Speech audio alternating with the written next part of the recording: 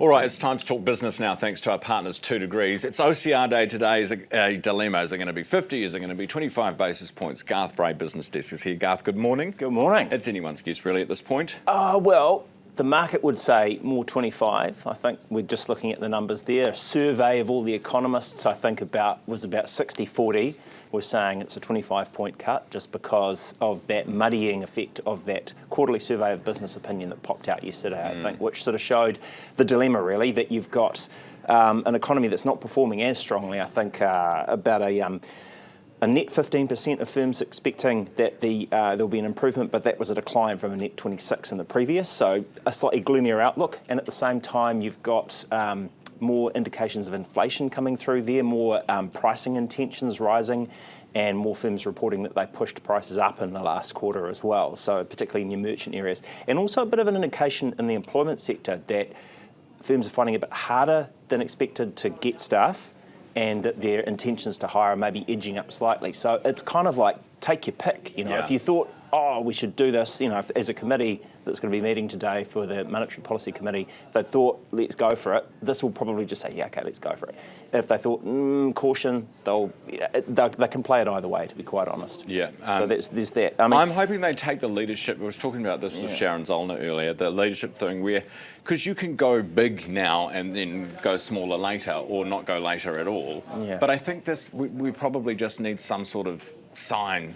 Like, hey, don't worry. It might fire things up. I guess the other thing as well, that study that came out doesn't directly look at the agriculture sector, so that might be missing a big part of how well things are doing, and maybe that's in their mind thinking, actually, things are good enough, we don't need that much medicine right now. Speaking of, we had a global dairy trade auction overnight, and we were expecting it, but it has come back a bit, yeah? Well, I think there's a lot of supply is what we're hearing at the moment. I think the volume traded was up about 7.5%, which is big numbers. It's the time of the year when obviously New Zealand farms are producing a lot of milk, but we're also seeing like a lot of the competitors in North America, even in Europe, they're getting in there, Argentina, a lot of volume going into the market, and that was sort of highlighted, I think, at the Fonterra annual results as a potential kind of cloud on the horizon. Some people wanted to say for that farm gate milk price of over $10, but Fonterra's chief executive saying, no, we think we've priced this in, we think we've picked this, we think we've got this. But yeah, effectively, you're also seeing like butter prices, I think, were down about 3%. Yeah. The US is now lifting its exports in butter, and it's not normally been a big exporter of butter.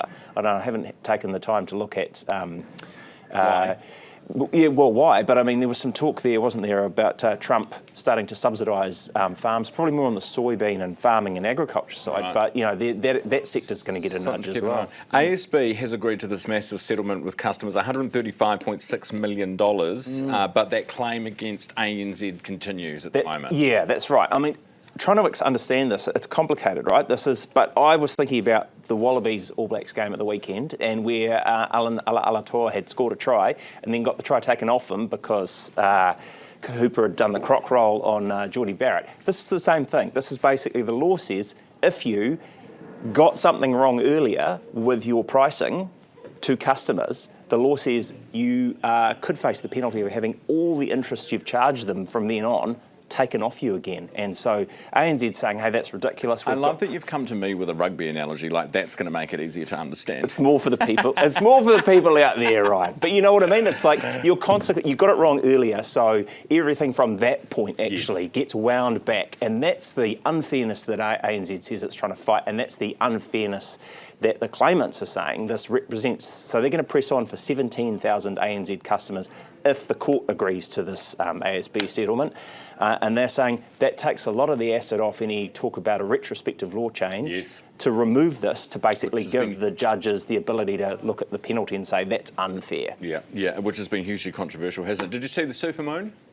I was busy getting a shut-eye so that I'd be here bright and early for you guys. Garth, good to see you. Garth Bray from Business Desk. Thanks for your time. It is 17 minutes away from 8. We talk business every day thanks to our partners 2 Degrees.